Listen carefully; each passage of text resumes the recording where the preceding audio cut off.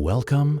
Tonight, we drift softly along the quiet Victorian docks, where a gentle fog hugs the wooden piers and the water whispers softly against the moored ships. A small tea shop glows warmly at the edge of the harbor, its lanterns spilling golden light onto the cobblestones.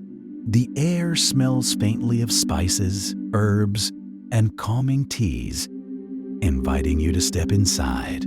Behind the counter, an elderly tea merchant moves slowly, arranging tins and pouring steaming cups, each action carrying a sense of patience, care, and quiet magic. So settle in, let your shoulders relax, and let the soft rhythm of the harbor and the warm glow of the tea shop guide you into the Tea Merchant of Victorian Dockside, a gentle place where sleep comes easily. Part 1. Arrival at the dockside. The city had long since folded itself inward for the evening. Somewhere beyond the rooftops, the last amber light of day was dissolving into a quiet, seamless gray, and the great harbor of the dockside lay still, very still, beneath a sky that seemed to breathe. You had been walking for some time. Your coat was damp at the shoulders. Your boots found the cobblestones easily now, as though your feet had memorized the route without being asked. Ahead of you, the wooden piers stretched out over the water, like sleeping arms extended in rest. The dock was old, older than most of the buildings that surrounded it, and its timber planks had darkened over many decades to the color of strong tea. They exhaled a scent of brine and old oak and something faintly mineral, something of the deep water that lay just a few feet below.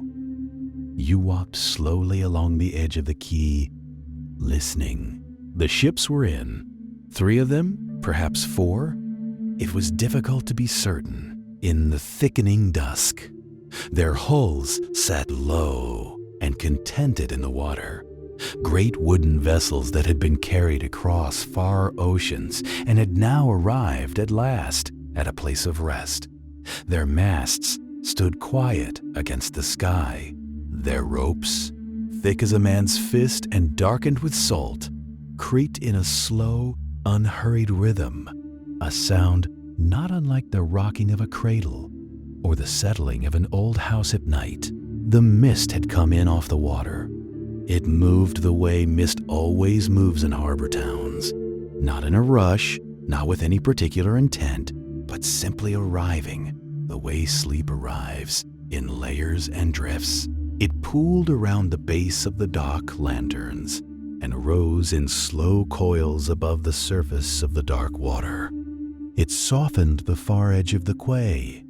It made the far ships look like suggestions of ships, outlines remembered rather than seen, somewhere deep in the channel, somewhere beyond the reach of the lantern light, beyond the mist. A foghorn sounded. It was low, unhurried, a single note held long and then released, rolling across the water until it dissolved entirely into the quiet. You paused. You listened to it fade, and then it sounded again, just as low, just as unhurried, and again you waited, and again it faded. It was the sound of great distances made gentle, the sound of a world that was very large and very calm and very far away. You had no particular reason to linger, and yet you lingered. The cold did not trouble you tonight. The damp did not trouble you. Something in the quality of the light, amber and soft from the dock lamps above, reflected in long wobbling lines across the dark harbor water below, held you in place, easy and unhurried, as though time here moved at a different pace than the city behind you. It was the sign you noticed first. Small, wooden, hung from a bracket above a low door set between a chandler's store and a closed counting house. The paint was not new. It had weathered to a warm, honest brown, but the letters were still clear, picked out in a faded gold that caught what little light remained. Dockside Tea Merchant. Below the letters, someone had painted, long ago, a small illustration. A teapot, steam rising from its spout in a single gentle curl. The window was narrow, its glass old and slightly wavy, the kind that bends the light through itself in a pleasant, imprecise way. Through it came a warmth, a golden warmth, the warmth of a lamp turned low, of a fire well established in a good grate, and it spilled out across the wet cobblestones in a small, welcoming pool. You stood in that pool of light for a moment without moving. Then you smelled it. Tea, certainly. The dry, complex, faintly grassy scent of good leaf tea, of many different teas mingling. But beneath that, something warmer and spicier. Cardamom, perhaps? And cinnamon, and something floral and faintly sweet that you could not name, but which seemed familiar, as though you had encountered it once in a dream and half remembered it. The scent came in a slow breath through the gap beneath the door, and it settled around you, and it was the most quietly welcoming thing you had encountered all day. You pushed the door open. The bell above it gave a small, clean sound, a single chime, delicate and clear. The room was warm, very warm. Not the aggressive heat of a busy kitchen, but the settled, even warmth of a space that has been warm for a long time, that has absorbed its warmth into its walls and its floors and its wooden shelves. Along those shelves, from floor to ceiling on every wall, stood hundreds of canisters and jars and wrapped paper parcels, each one labeled in a small, careful hand. The room smelled, up close, even more richly of everything it had promised through the door. Behind the counter, almost as still as the room itself, stood an old man. He was tall but slightly stooped, in the way of tall people who have spent many years in low-ceiling spaces. He wore a long, woolen apron, dark green, over a collarless shirt, and his white hair was combed neatly to one side. He was measuring tea from a canister into a small brass scale, and he performed this task with the quiet attention of someone who has done it 10,000 times and finds it still entirely satisfying. He looked up when you entered. He did not startle. He did not hurry. He simply looked up with the calm, unhurried expression of someone who has been expecting you, not today specifically, but eventually, in the way that certain places and certain people always seem to have been quietly waiting. "Come in," he said. His voice was low and easy, with a faint trace of an accent that placed him nowhere precisely. "Come in out of the mist. You'll have had a walk of it." He set down the small brass weight he had been holding and placed his hands on the counter, patient and still.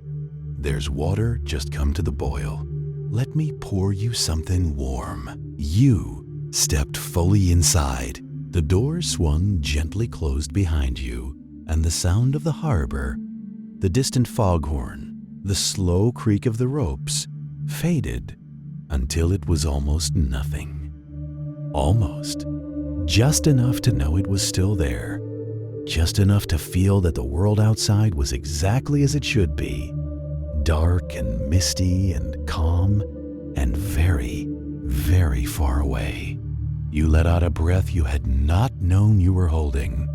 The old merchant smiled, a small, quiet smile that settled into the creases of his face as though it had been there for years. And he reached for a pot from the shelf behind him, and the amber light fell warmly across everything. and the foghorn called once more from the harbor and faded, and the mist pressed softly against the glass. And you were here, and you were warm, and everything, for now, was very, very still. Part 2, inside the tea shop. The room gathered around you the way warmth always does. Not all at once, but in slow degrees, beginning at your hands and moving inward. You stood for a moment just inside the door, letting your eyes adjust to the low amber light, letting the smell of the place settle fully over you. It was the smell of somewhere that had been tended for a very long time. Not cleaned and polished and made presentable, but tended the way a garden is tended, or a friendship, with steady, patient attention over many years. The shelves were the first thing you truly took in. They ran from floor to ceiling on every wall, interrupted only by the door through which you had entered, and a small window through which the mist pressed, soft and gray, against the glass. The shelves were built of dark wood, old enough to have developed a deep, warm luster that caught the candlelight and held it in long, curved gleams. And on every shelf, in rows so orderly they seemed almost ceremonial, stood the tins. There were hundreds of them, hundreds, at least, perhaps more, in the deeper shadows at the top of the room, where the lamplight barely reached. They were of every size, tall cylindrical tins with fitted lids, low wide ones with hinge tops, square ones with paper seals, round ones wrapped in cloth. Some were plain, dark green, deep red, a creamy ivory, and some were decorated with patterns that told, in miniature, of the countries from which their contents had traveled. A blue tin painted with a river winding through mountains of pale ink, a gold tin printed with dense jungle foliage, and the suggestion of a plantation sloping toward an unseen sea. A red tin bearing a map so fine you would need a magnifying glass to trace its coastlines. Each tin had a label, small, handwritten, careful. And the names on those labels were a kind of quiet poetry. Darjeeling First Flush, Lapsang Souchong, Kimun, Ceylon Broken Orange Pico, Nilgiri Frost, Gyokuro, Oolong of the Iron Goddess, White Needle of Fujian. You found yourself moving along the nearest shelf, reading them slowly. There was no reason to hurry. The merchant did not hurry you. He had moved to the small stove at the back of the shop, a black iron affair, compact and well used. And you could hear, just faintly, the soft percussion of his preparations, the setting down of a lid, the gentle clink of a teapot against a shelf, the quiet sound of water beginning to stir. The light in the shop came from 3 sources, and each was different. Near the door, a lantern hung from a low beam. It was oil burning with a steady yellow flame that moved only when the door had opened and had long since settled back to stillness. On the counter, a candle stood in a brass holder, its flame the smallest of the 3, but the warmest, and it cast the most intimate circle of light, a light that seemed made for close attention, for reading, for the quiet examination of small and beautiful things. And at the back, above the stove, a second lantern, this one slightly brighter, under which the merchant worked with the ease of someone performing a task that required no conscious thought at all. Between the 3 lights, the shop existed in a comfortable graduated shadow. The upper shelves were dim. The corners were dim. The darkness was not empty or cold. It was the darkness of a room full of things, a darkness that had texture, and depth that smelled of tea and old wood and the faint ghost of 1,000 previous evenings. It was the kind of darkness in which you could close your eyes and feel entirely, utterly safe. "This one," said the merchant, "from behind you," and you turned. He was holding a small tin, plain, dark, with a handwritten label you could not yet read, and he regarded it with an expression of quiet familiarity, the way one regards something known and trusted. "This one is what the evening calls for. You'll have been out in the damp a good while." He did not ask. He simply set the tin on the counter and drew a wooden spoon from a jar beside the candle. You watched him measure. He did not use scales this time. He had the measure in his hand, had it in his wrist and his fingers, the way certain knowledge lives not in the mind, but in the body. 2 spoonfuls, loosely packed into the pot. The pot was earthenware, the color of old terracotta, rounded and smooth from long use. He set it on the counter and lifted the kettle from the stove. "Not boiling," he said, almost to himself. "Never boiling. Just arrived at the edge of it. There." And he poured. The sound of the water entering the pot was extraordinarily pleasant. A low, steady, intimate sound, a rushing, and then a slowing, and then a settling. Steam rose from the spout of the kettle and from the lid of the pot almost simultaneously. 2 thin columns that curled upward into the lamplight and dispersed into the warm air of the shop. The merchant set the lid on the pot and placed his hands on the counter and was still. 4 minutes, he said. Perhaps 5. There's no hurry. There was no hurry. You had understood this somehow from the moment you stepped inside. The harbor was out there, and the mist and the distant foghorn calling low and steady across the dark water.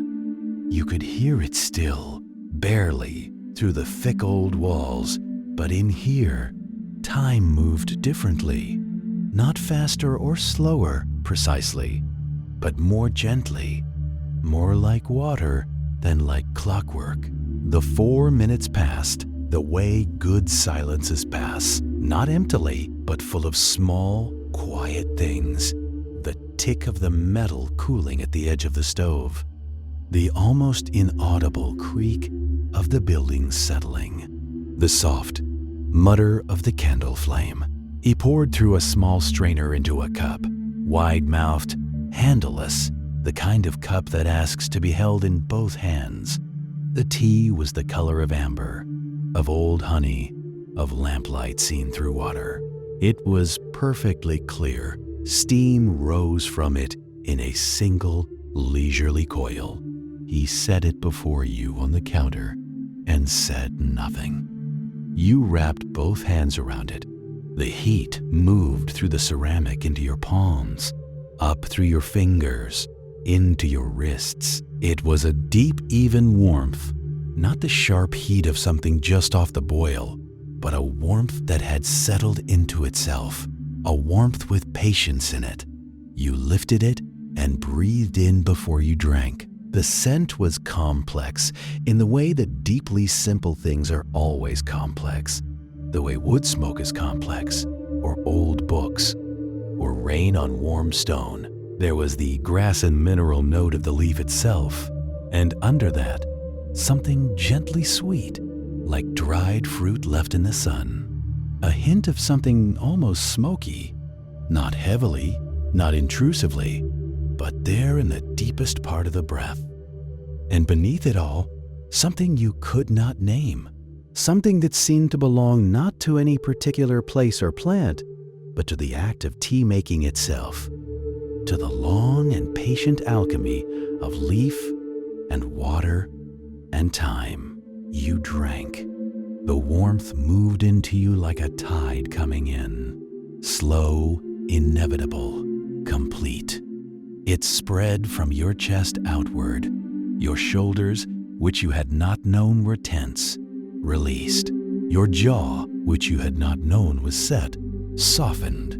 The sound of the harbor, the distant foghorn, always the foghorn, sounded once more, very far away, and it seemed not lonely, but companionable now, a reminder that the world was large and mostly quiet and meant you no harm at all. "It is a Yunnan," the merchant said, after a time. He had made a cup for himself and stood with it loosely in one hand, at ease. "From the south of China. Very old trees, some of them 400 years. The leaves remember the mountain." He considered this for a moment. "I think tea made from very old trees tastes different, quieter, as if it has nothing left to prove." He smiled at this, a small, private smile, and drank. "You asked him," softly, because the room seemed to invite only soft questions, how long he had kept the shop. "Long enough," he said pleasantly, without evasion. "Long enough that I no longer keep track. I think there comes a point with certain things, a shop, a practice, a way of living, where the counting stops mattering. You are either here or you are not. I am here." He looked around the room with the calm, incurious affection of someone contemplating their own hands. "This suits me well enough." A silence followed, and it was a good silence, the kind that does not require filling. Outside, the wood of the dock shifted against the water, a low, rhythmic sound, barely there, almost like breathing. The candle flame straightened itself. The steam from the pot on the counter had stilled to almost nothing. Your cup was half empty and warm still, and you held it without thinking, the way one holds something trusted. The merchant refilled it without asking. The sound of the pour, steady, gentle, exact, was perhaps the most peaceful sound you had heard in a very long time. You watched the amber deepen in the cup. You watched the steam rise. You felt the warmth return to your palms, and the shop held you, easy and unhurried, in its amber light. You pulled your coat a little closer and walked on. The streets twisted pleasantly here. No straight lines, no rushing corridors. Instead, each turn offered something new. A bow-fronted window full of pressed herbs hanging upside down to dry, a door painted deep green with a brass knocker shaped like a fox, a narrow passage between two buildings where a tabby cat sat perfectly still, watching you with the unblinking patience of something much older than it appeared. You slowed your steps, letting the town come to you at its own pace. There was no need to hurry. There was, in truth, no reason to hurry at all. It was the light you noticed first.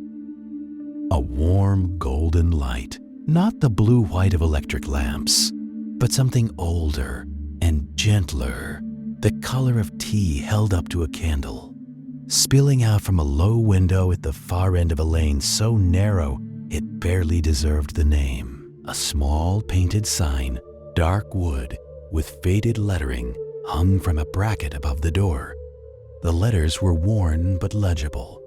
Forsyth & Co. Books, maps, and miscellany.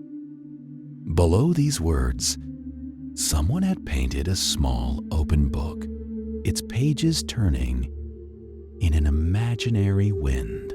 The lane was called Amber Lane.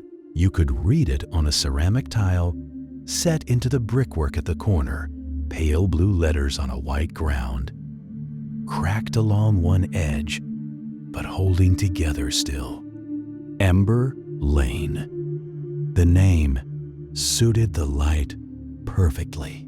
You stepped toward the window. The glass was old, slightly wavy, the kind that distorts what it holds just enough to make everything beyond it look like a memory. Through it, you could see shelves.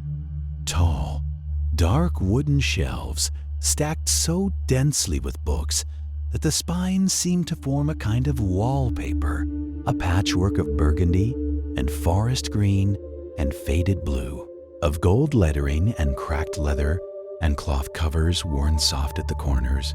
A lamp burned on a low table. A small fire glowed somewhere deeper in the shop, its light flickering orange across the ceiling. And then there was the smell. Even out here in the rain-damp air of the lane, something reached you, faint but unmistakable. Old paper, dry wood, a thread of something warm and spiced, like tea steeped long and strong. Beeswax, perhaps, the faint ghost of pipe tobacco, though there was none burning now. It was the smell of a place that had been inhabited, quietly and contentedly, for a very long time. You pushed open the door. A small bell rang above your head. Not a sharp ring, but a soft, round tone. The kind a bell makes when it is old and has been rung 10,000 times and has worn its own edges smooth. The sound hung in the air for a moment and then dissolved into the hush of the shop. The warmth met you immediately. It was the warmth of a room that has been warm for a very long time. Deep and settled, rising from the floorboards and radiating from the walls, from the books themselves, as though all those pages had absorbed decades of firelight and were giving it gently back. You stood in the doorway for a moment, letting it reach you. The shop was small, but it did not feel cramped. It felt, and this was the only word for it, complete, as though nothing were missing. The shelves rose from floor to ceiling on every wall, packed with volumes of every size. A wooden ladder on a brass rail stood to one side, angled up toward the higher shelves, patient and ready. A low table near the fire held a stack of books in mid-arrangement, as though someone had paused their work only moments ago. A Persian rug in faded reds and golds covered the floor between the shelves. Two chairs, wide, cushioned, well-used, sat on either side of the hearth, and behind a low counter at the far end of the shop, half lit by the lamp at his elbow, stood the keeper. He was an elderly man, spare and upright, with silver hair that had gone somewhat soft at the temples and a pair of round spectacles perched low on his nose. He wore a dark waistcoat over a white shirt, the sleeves rolled to the elbow in the manner of someone who had been working quietly and without fuss. And there was a pencil tucked behind one ear, his hands resting on the open ledger before him were the hands of a man who had spent a great many years in the company of books. Careful hands, unhurried hands, with ink faint at the fingertips. He looked up at the sound of the bell. His eyes, behind the spectacles, were dark and warm and quietly glad. "Good evening," he said. His voice was low and even, unhurried as the river you had passed on the road. "Come in out of the wet. You found us just in time." You stepped fully inside, and the door swung gently closed behind you. The bell sounded once more, softer now, like an afterthought. "I wasn't sure I'd find anywhere open," you said, glancing around at the shelves, at the lamp, at the steady small fire. "The town seems to be settling in for the evening." "It does that," the old man said, and there was the faintest trace of a smile at the corner of his mouth. "Netherton-on-Fell is not a town that keeps late hours, but I find I am always here. One or two people always seem to need a book at unexpected times." He closed the ledger with a soft sound. "I am Forsyth, Edmund Forsyth. Welcome to Ember Lane. You moved slowly into the shop, the Persian rug soft underfoot, the lamplight catching the gilded spines of the nearest shelf. Everything had the quality of something preserved, not frozen, but held, the way a pressed flower is held between pages, still itself and yet made gentle by time. There were globes on a high shelf, one of them quite old with coastlines you didn't quite recognize. There were ink bottles, stoppered with cork, and a wooden tray of old quills. There were framed maps on the one stretch of wall not occupied by shelves. A map of a coastline, a map of a mountain range, a map drawn by hand with compass roses in each corner and small handwritten notes in the margins. It felt like a room outside of time, not in a strange way, not in a way that unsettled. Quite the opposite. It felt as though the ordinary rush of hours and years simply did not reach this far down Ember Lane, as though whatever urgency existed in the wider world had agreed by some unspoken arrangement to wait outside the door. "Do you travel far, mister?" Forsyth asked.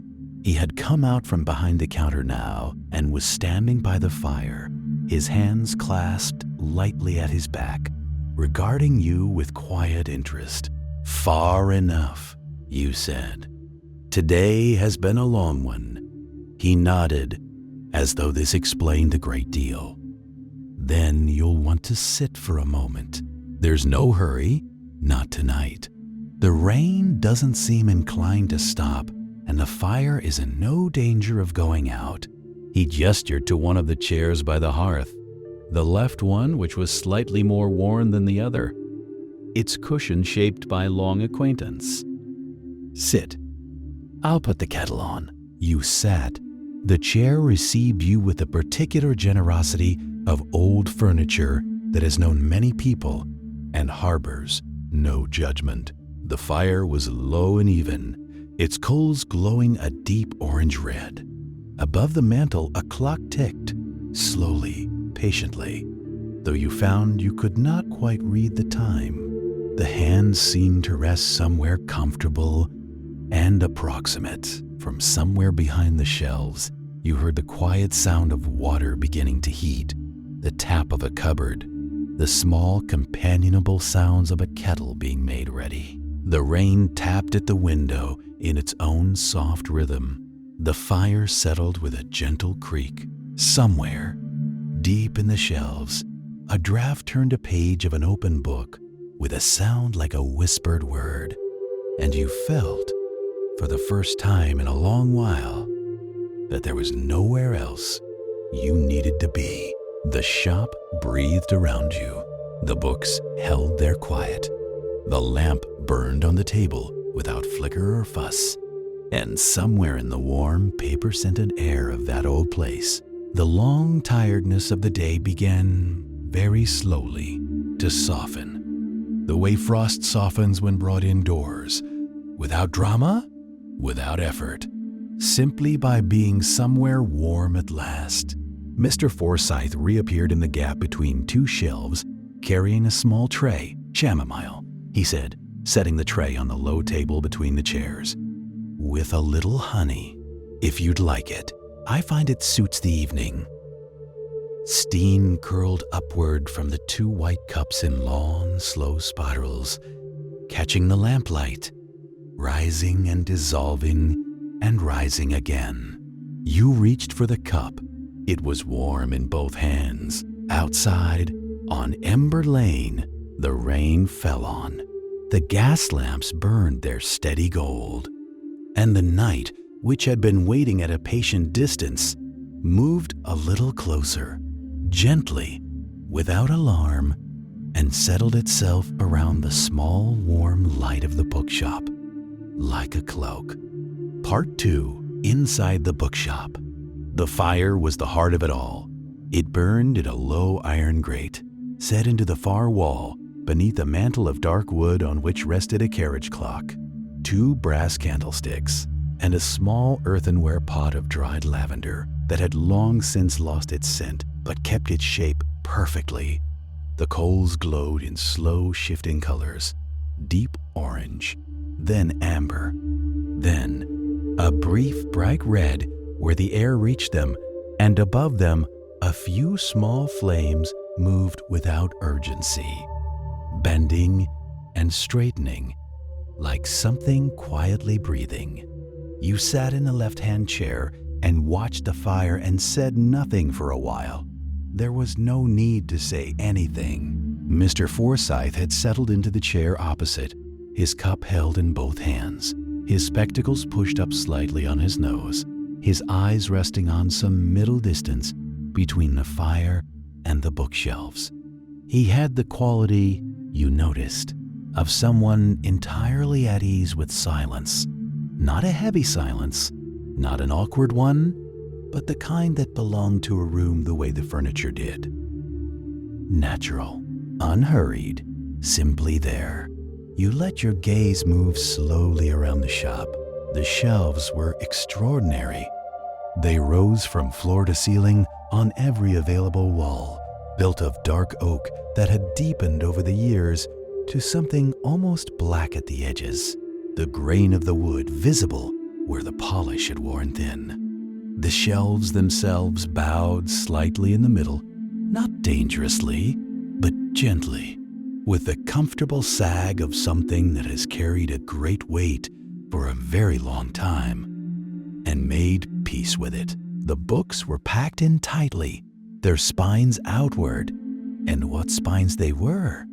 Leather, dark green, burgundy, deep brown, black, cracked along the hinges, and soft at the corners. Cloth covers in faded blues and dusty reds, gilt lettering that caught the firelight when you turned your head just so, throwing up brief flashes of gold from titles half legible with age.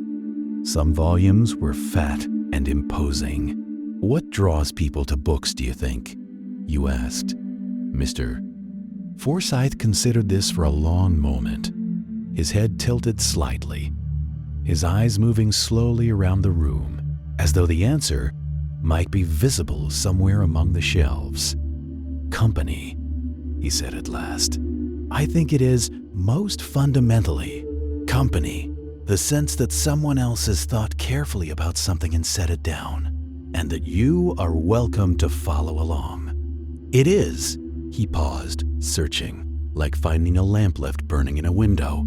"Someone has been here before you. Someone left a light."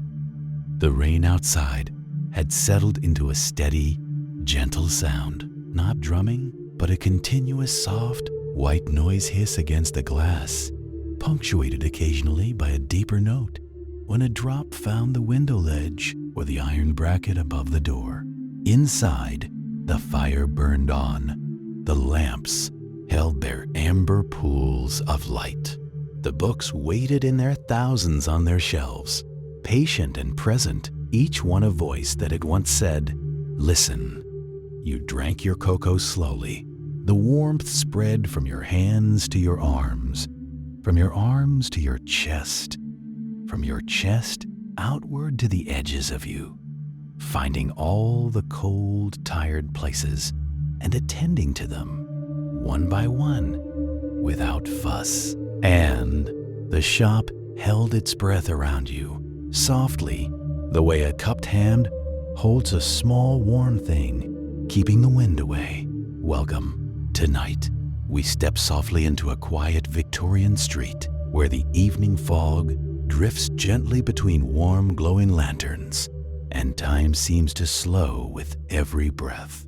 At the corner of a narrow lane, there is a small tailor shop, known as Velvet and Thread, where soft fabrics rest in silence, and every stitch is made with care and patience. Inside, an elderly tailor works by candlelight, crafting garments not just from cloth, but from memory, warmth, and quiet stories.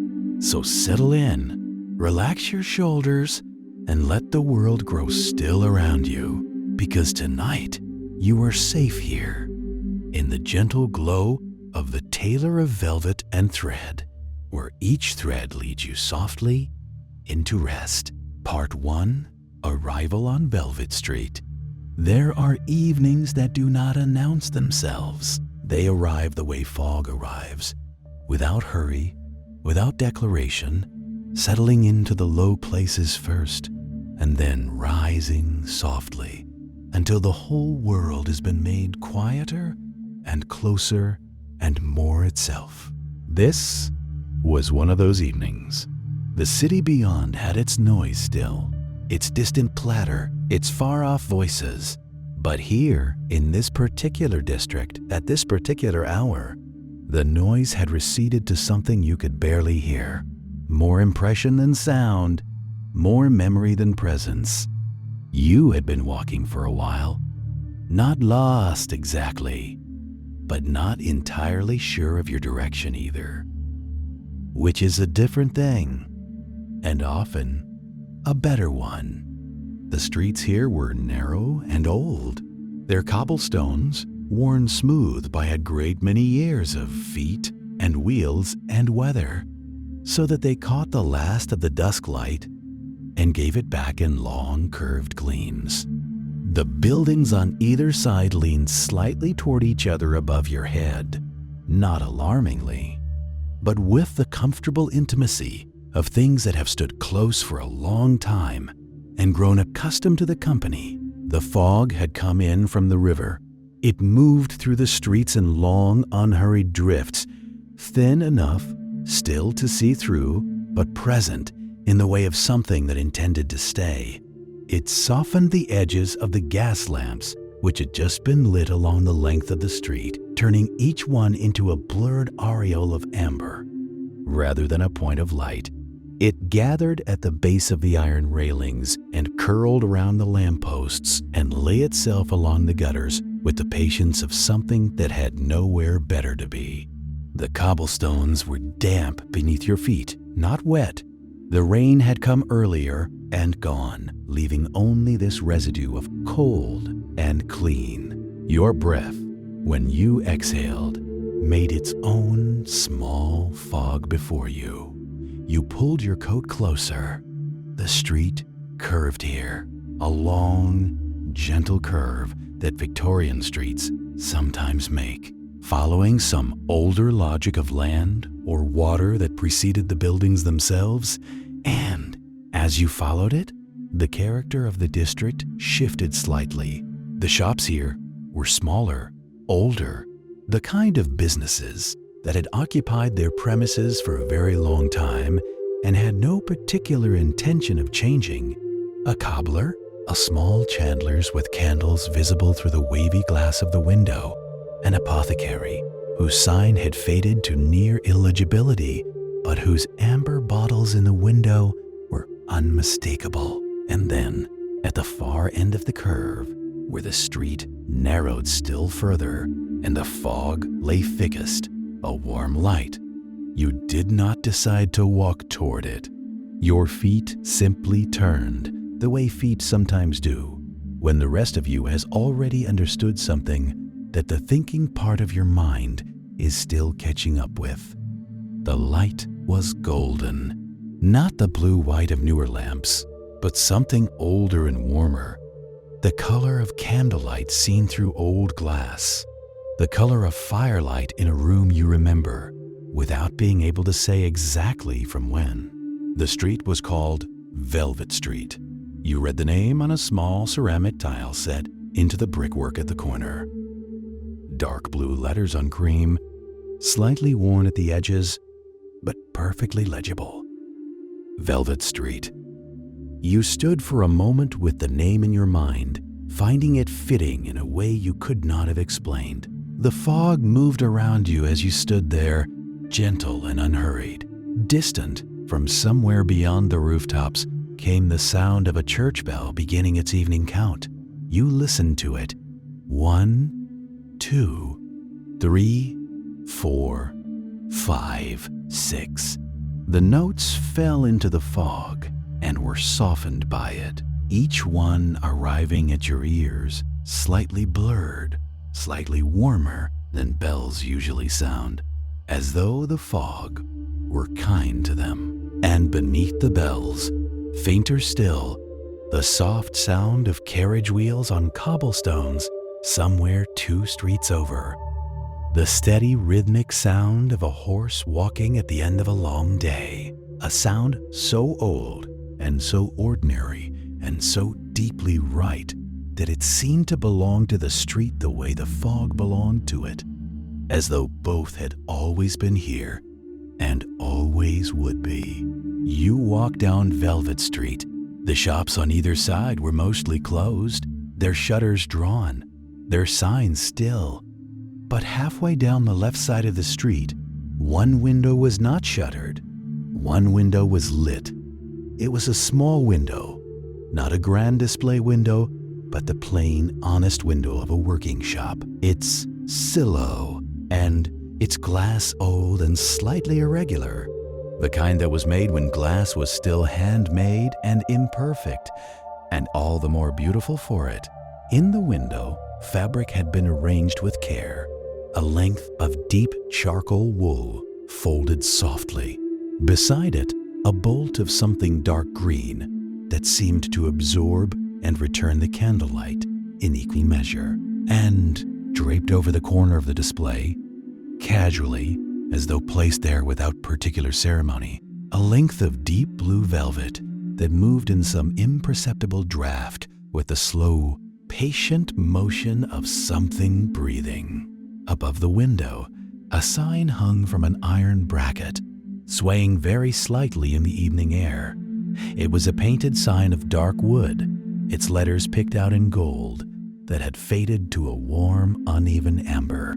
You read it once, and then again, velvet and thread, and beneath these words, smaller, bespoke tailoring, est, 1851. A bell above the door, not a sharp bell, a round one, soft and deep, the kind that has been rung so many thousands of times that it has worn its own edges smooth and learned a gentler note. It sounded once as you pushed the door open, and again, softer as the door swung closed behind you. The warmth met you immediately. It was the warmth of a room that has been warm for a long time. The particular, settled warmth of a place that is heated not merely for comfort, but out of necessity. Because the work done here requires it. Because cloth must be pressed and fingers must be nimble. And a cold shop is an enemy of good tailoring. It rose from the floorboards and radiated from a small iron stove in the corner, whose surface glowed dull orange with the coals inside it. It carried with it the smell of the shop, a smell you would not have been able to predict but recognized immediately as exactly right. Warm wool and the faint mineral sharpness of a hot iron. And beneath both of these, something sweeter, like beeswax. And beneath that, the old, clean smell of wood that has been polished for many years. You stood just inside the door and breathed it in. The shop was small and full, not cluttered. Full. There is a difference. Clutter has no logic, no intention. Fullness is the natural result of a space used well and long, of objects finding their places through use and habit, and the slow accumulation of a working life. Every surface in the room held something purposeful. Bolts of cloth, standing upright in a wooden rack along the left wall, organized by color from dark to light. Deepest blacks and navies at the far end, giving way gradually to pale grays and creams. A cutting table of thick dark wood in the center of the room, its surface marked with the faint ghosts of 10,000 chalk lines, each one drawn and cut and long since brushed away, but leaving in aggregate a kind of palimpsest of all the garments that had ever been made here.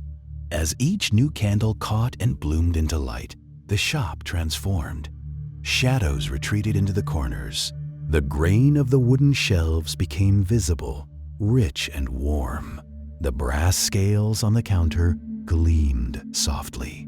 And in the window, the candles arranged for display began to glow like a constellation of small earthbound stars. Mr. Halbrook stepped back to survey his work, as he always did, ensuring that the shop looked as it should.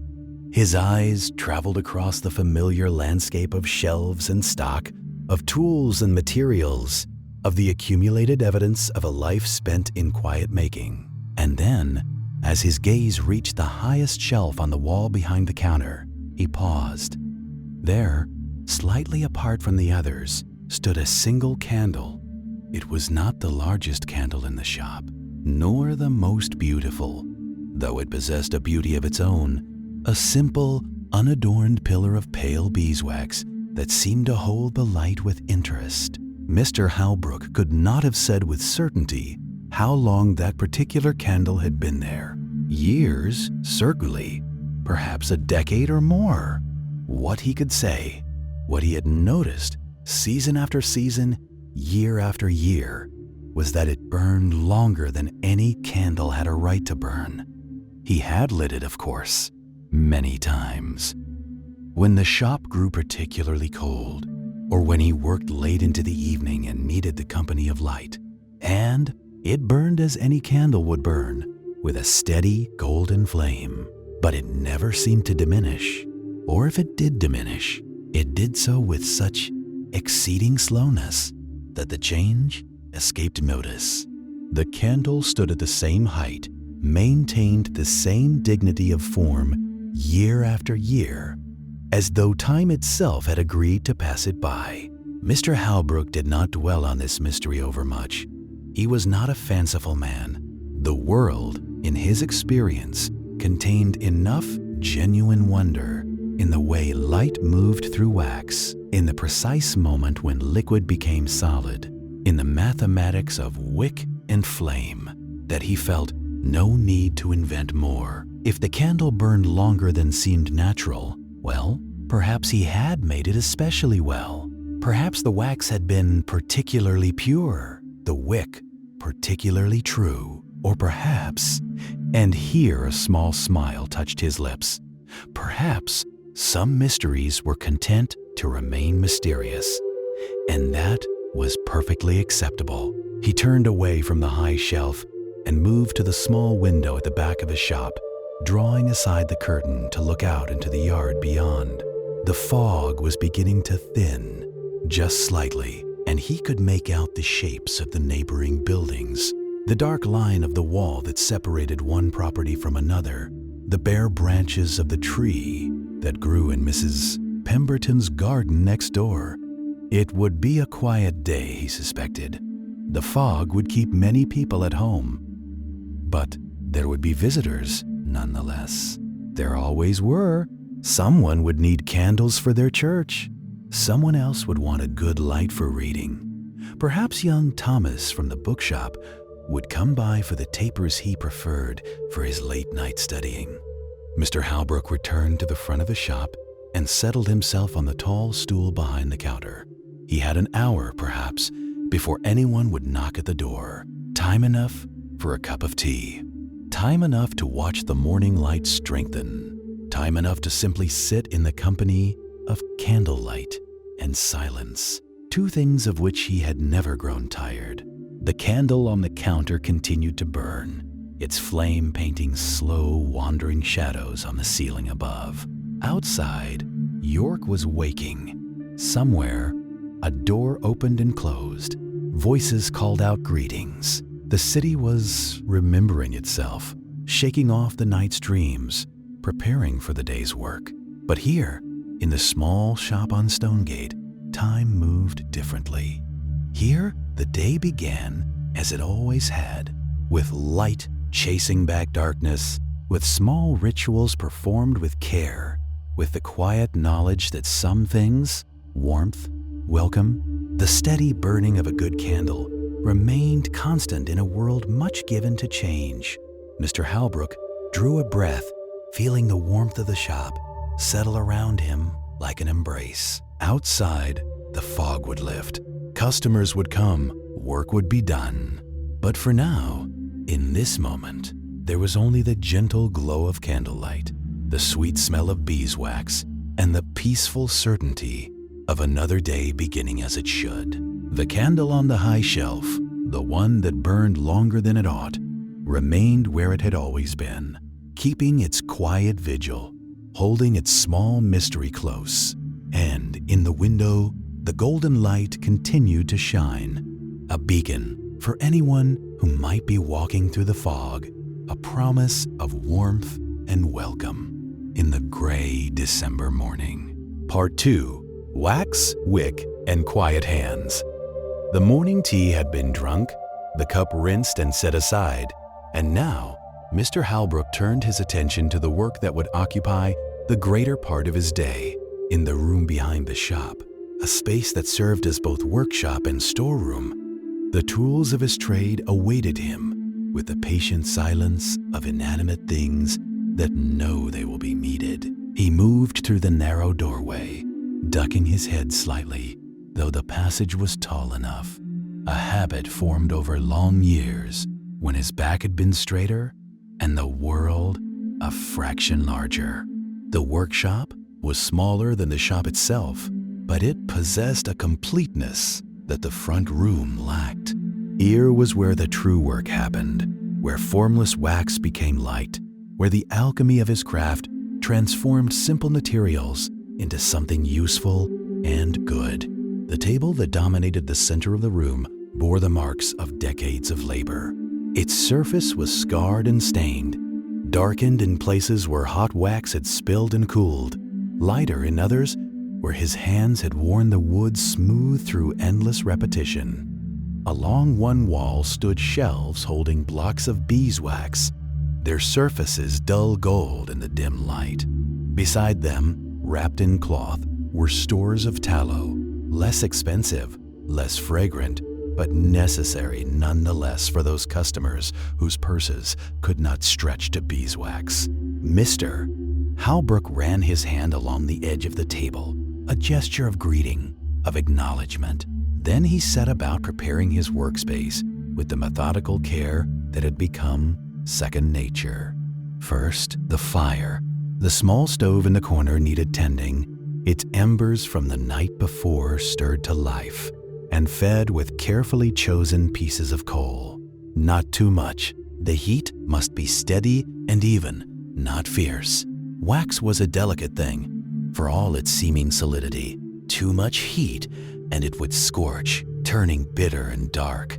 Too little, and it would never properly melt, remaining thick and unworkable. He worked the bellows gently, coaxing the fire to a steady glow.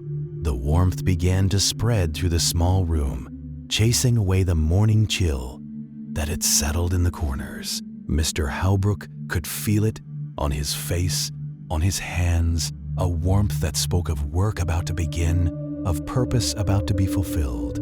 While the stove heated, he selected the wax he would work with today. His hands moved over the blocks with assurance, choosing 3, all beeswax, for he had an order to fill for the cathedral, and they would accept nothing less. The wax was cool and firm beneath his fingers, its surface slightly rough. He could smell it even before heating, that characteristic scent of honey and summer meadows, of flowers and industry, and the patient work of bees. He broke the blocks into smaller pieces using a broad-bladed knife, the wax fracturing along natural lines with satisfying cracks. The pieces went into a large copper pot, one that his father had used, and his father's father before that. The pot was burnished to a soft glow, its bottom darkened by years of heat, its handle wrapped in leather that had molded itself to the shape of hands, now long since. Still, Mr. Halbrook set the pot on the stove and watched as the wax began its transformation. It happened slowly, as all good things do. At first, Nothing seemed to change. The pieces of wax sat in the pot, apparently impervious to the heat below. But if one watched closely, and Mr.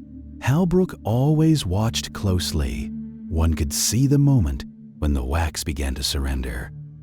A faint sheen appeared on the surface of the pieces. The edges softened, grew rounded, and then, almost imperceptibly at first, the solid began to flow. It melted from the bottom up, turning liquid gold, pooling in the base of the pot and slowly climbing the sides of the pieces that remained solid. Mr. Halbrook stirred gently with a wooden paddle, helping the process along, watching as piece after piece yielded to the heat and became part of the whole. The smell intensified as the wax melted, sweet and warm and infinitely comforting, filling the workshop and seeping through into the shop beyond. It was the smell of his childhood, of watching his father work, of learning that patience and attention were worth more than haste and force.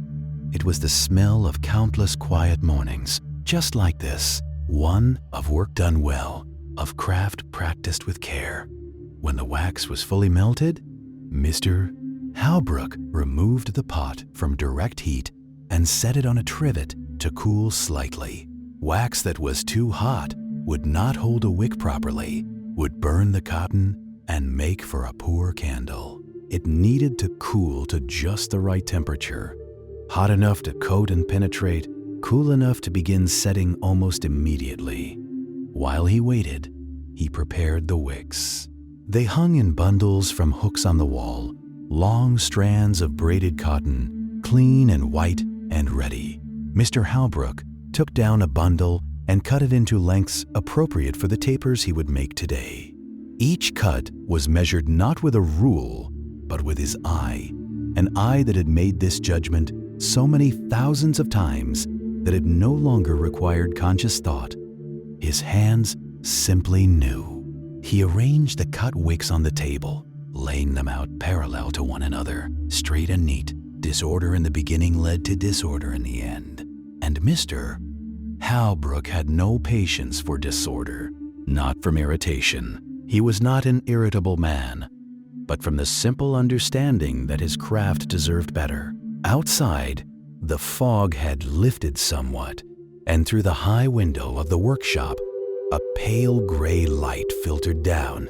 It mingled with a warmer light from the candles he had lit earlier, creating a soft illumination that was neither holy daylight nor holy candlelight, but something in between, a gentle diffused glow that seemed to suit the quiet work of the morning.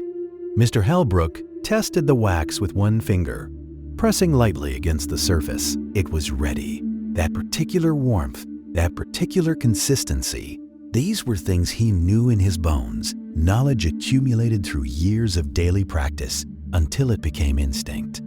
He took up the first wick and dipped it into the wax. The process was simple. Lower the wick into the pot, immersing it completely. Lift it out. Wait. The wax that coated the wick would cool and harden, creating a thin layer, then dip again and again and again, layer upon layer, each one adding infinitesimal thickness, each one building toward the final form. Dip, lift, wait. Dip, lift, wait. The rhythm of it was hypnotic, meditative. There was no rushing this work. Each layer needed time to cool before the next could be added, or else the accumulated wax would simply slide off, wasted. So, Mr. Halbrook dipped in rotation, working his way through the dozen wicks he had prepared, giving each its turn, returning to the first just as it was ready for another layer. His hands moved with the unconscious grace of long practice. The wicks dipped and rose, each time emerging a fraction thicker than before, the wax building up in smooth, even layers. Slowly, so slowly that the change was almost imperceptible from moment to moment. Thin string became slender candle. The work left his mind free to wander, though It never wandered far. Memories drifted up like smoke. His father standing at this very table, his hands performing these same motions. His own younger self, learning the craft, impatient at first with the slowness of it, the repetition, gradually coming to understand that the slowness was the point, that the repetition was where the quality lived. He remembered the first candle he had made entirely by himself. How proud he had been. How his father had examined it with serious eyes before nodding once. A single nod that had meant more than 1,000 words of praise. He remembered winters, when the demand for candles was so great that he and his father had worked long into the night. The workshop warm despite the cold outside. The two of them moving in companionable silence. The work creating a bond that needed no words to strengthen it. The rain began while he worked, so softly at first that he didn't immediately notice. It was only when the sound registered, a gentle pattering against the window, a whisper against the roof, that he looked up and saw the water streaking the glass. A winter rain, cold but not freezing, the kind that would turn the streets to mud and keep sensible people by their fires. The sound of it was pleasant, a quiet accompaniment to the work of his hands. Inside the workshop, all was warmth and light and the sweet smell of beeswax. Outside, the gray afternoon grew grayer, but it seemed distant, separate, a different world entirely. Dip, lift, wait, dip, lift, wait. The candles were taking shape now, growing from thin tapers to something more substantial. Mr. Halbrook's experienced eye judged their progress. A few more rounds, perhaps, and they would be ready. Not too thick. These were meant to be elegant, refined, suitable for the cathedral's altar. Too thick, and they would look clumsy, inappropriate. He continued his work, his breathing slow and even, his movements steady and sure. There was no part of him that was elsewhere, no portion of his attention that wished to be doing something other than what he was doing. This was enough. This had always been enough. The workshop settled into a stillness, broken only by the sound of the rain, the occasional crackle of the fire in the stove, and the gentle dripping of wax back into the pot as each taper was lifted. Time seemed to soften, to stretch, to become less a series of distinct moments and more a continuous stream, flowing quietly onward. Mr.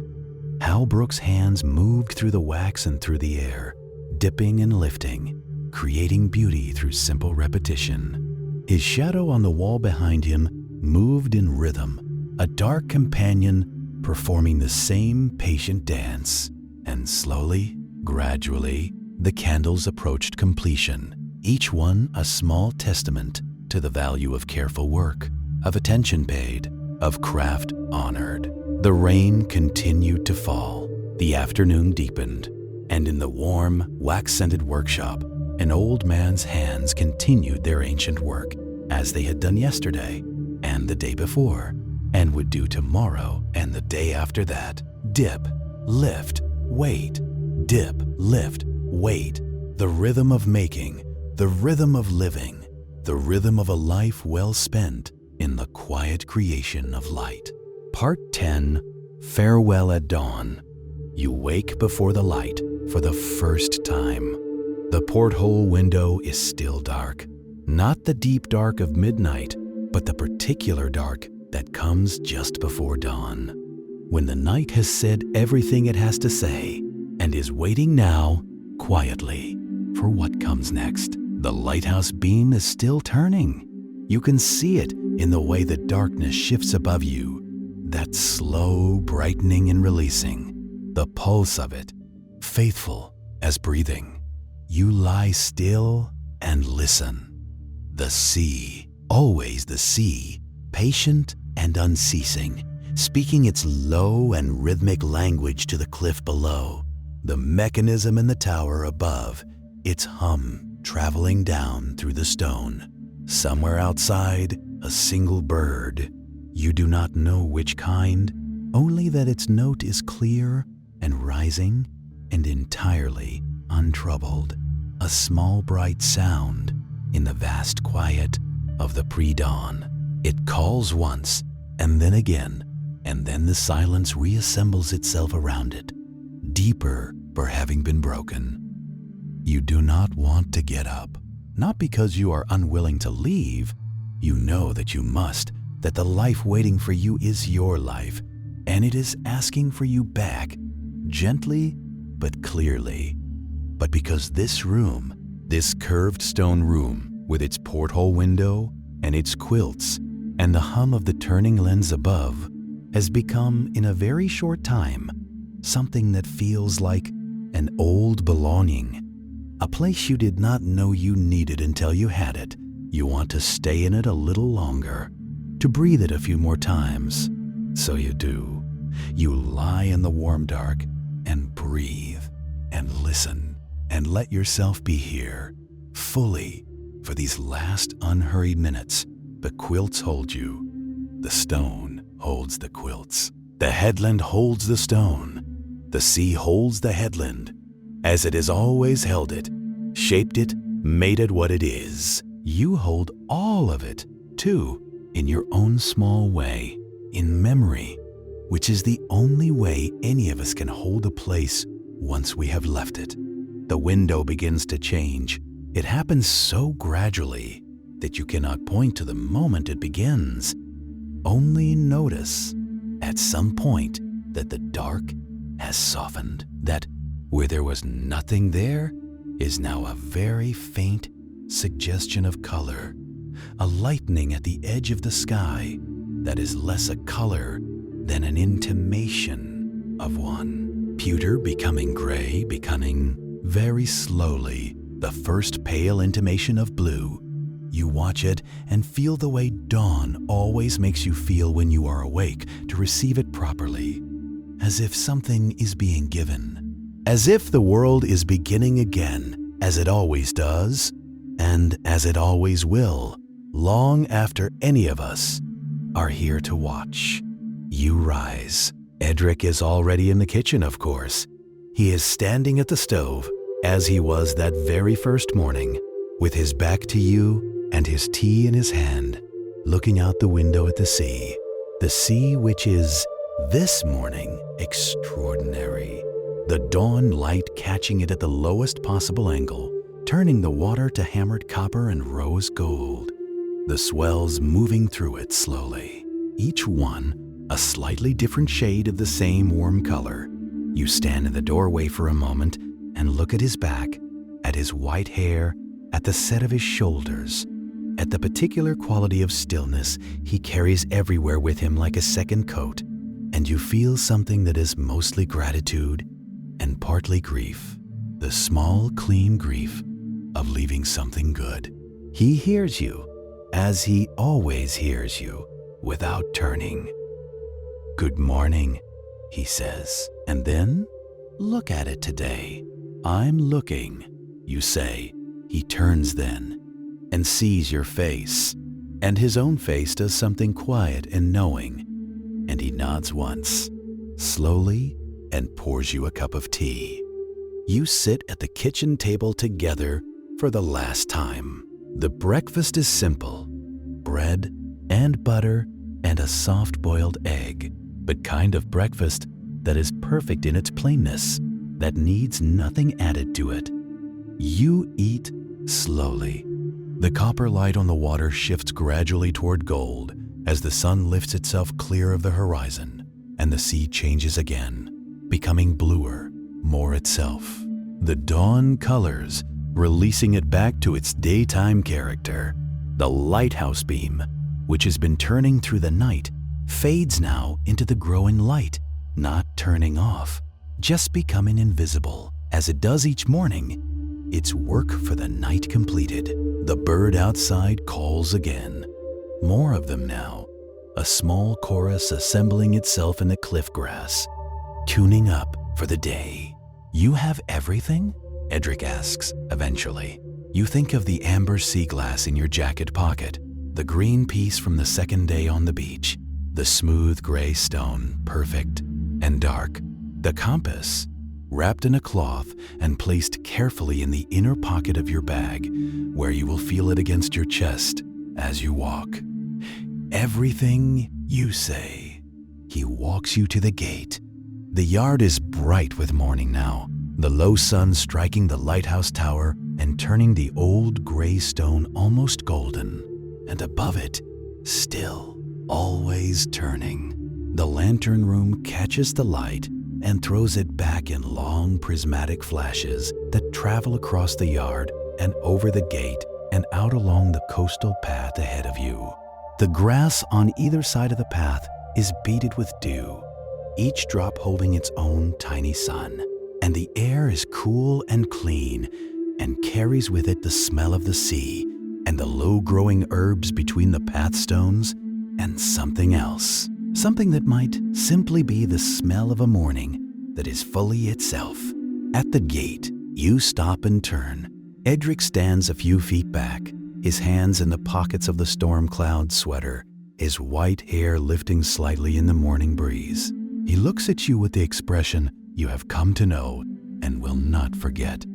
Warm and knowing and gentle and entirely without need of anything from you beyond what you have already given, which is simply your presence, your attention, your willingness to be here. Safe travels, he says. His voice is the same as it always is, low and unhurried, roughened by salt air, carrying in it all the weather of his long and faithful years on this headland.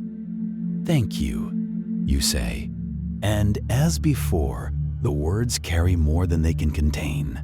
But he receives all of it. You can see that the way he receives everything, quietly, completely, without making more of it than it is, or less. You reach into your inner pocket and feel the compass there, its brass warm now, already part of you. I'll take care of it, you say. He smiles, the slow smile beginning in the eyes. I know you will. You turn and go through the gate. The coastal path stretches ahead of you, winding north along the clifftop, and you walk it slowly, as you have learned to walk in this place, with your eyes open and your pace matched to what is around you, rather than to any destination. The sea is to your right, enormous and blue and quietly alive, the swells moving through it with their patient, steady breathing.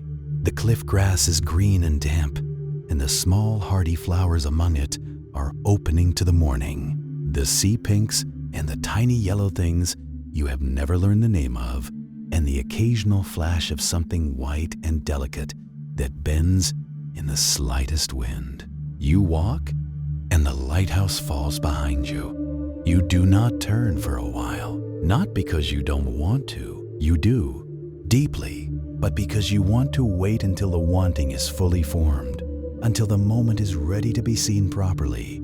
You walk, and the path turns slightly, and you hear the foghorn from somewhere down the coast, one long, low note drifting up through the morning air, tender as it has always been, the sound that says, I am here, I am here.